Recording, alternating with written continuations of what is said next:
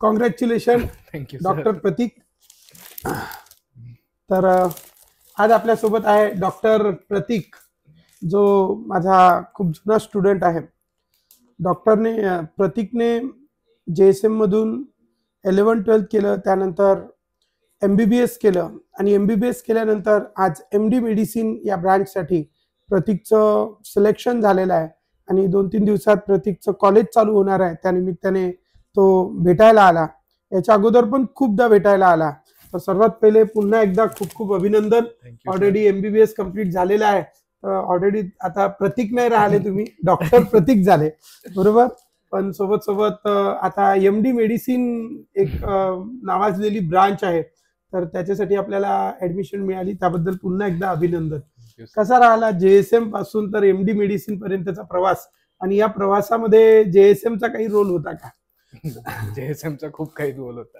आता म्हणजे life changing मोमेंट्सच होते ते 11-12 मध्ये.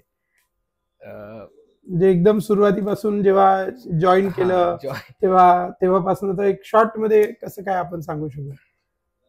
First of all 10th pass झाल्यानंतर इथे केमिस्ट्रीसाठी जेव्हा फॉर्म घ्यायला आलो तेव्हाच ठरवलं होतं की केमिस्ट्री तर इथनच करणार आहे. त्यानंतर 11-12 खूप जास्त एन्जॉय केला, खूप रागावले पण तुम्ही आणि एन्जॉय पण केला आम्ही. आजही या ट्युशन बद्दल एवढी आपुलकी आहे की आज मला वाटते 10 वर्ष पूर्ण झाले मला इथे येऊन.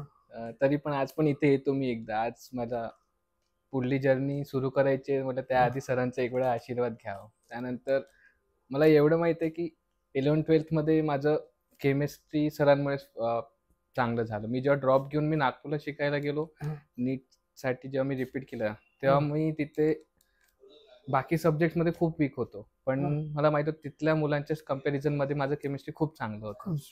मला फायनल स्कोअर माझा 449 होता नीटचा, पण त्यात केमिस्ट्रीचेच 127 होते तेव्हा, जेव्हा की केमिस्ट्रीमध्ये कमी आले होते मला बाकीच्या. त्यानंतर बाकीचे कॉन्सेप्ट तर आहेच लक्षात नेहमीसाठी. आता हे मी बुक लिहिलेलं आहे ज्याचं नाव आहे द ग्रेट कॉन्सेप्ट बुक. तर तुमच्या वेळेस असे कॉन्सेप्ट होते का? हो. आणि त्या कॉन्सेप्ट मधून किती म्हणजे यायचं? असं कॉन्सेप्ट मधूनच सर्व यायचं.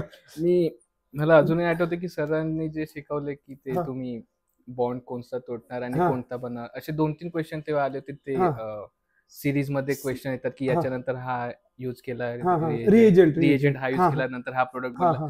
तसे 2-3 स्टेप नंतर फायनल प्रोडक्ट असायचा. तर ते मी फक्त त्या बॉन्ड कोणता तुटला, बॉन्ड कोणता बनणार या भरोश्यावरच ते क्वेश्चन मी सॉल्व्ह केले होते तेव्हा. तर आता हे जे बुक लिहिलंय मी 20% बुक, तेव्हा तर तुमच्या वेळेस फक्त तुम्हाला नोटबुक मध्ये लिहून देत होतो. आता पण नोटबुक मध्ये लिहून देतो, परंतु सोबत सोबत त्यांना शेवटी हे बुक पण देणार आहे आपण, कॉन्सेप्ट बुक. तर याचा फायदा होईल मुलांना खूप जास्त. तुम्हाला झाला होता का? खूप जास्त सर. हेच केमिस्ट्री सर्वात जास्त आवश्यक हीच बुक.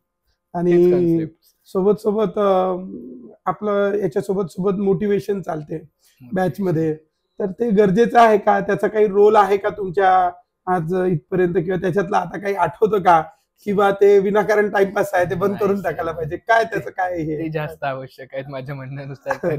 कारण काही कॉन्सेप्ट तर बुक मधून वाचू शकतो, पण ते जेव्हा ते गाईड करतात ते सर्वजण नाही करू शकत. त्याच गोष्टी डोळ्यासमोर ठेवून पुढे वाटचाल केली आम्ही. चला, खूप खूप धन्यवाद. पुन्हा एकदा तुमच्या फ्युचर लाईफ साठी खूप खूप खूप खूप आशीर्वाद, खूप खूप सपोर्ट आणि खूप खूप अभिनंदन पुन्हा एकदा. कधी मदत लागली, काही लागली, बिलकुल घ्या. ठीक आहे. All the best for future. Thank you sir.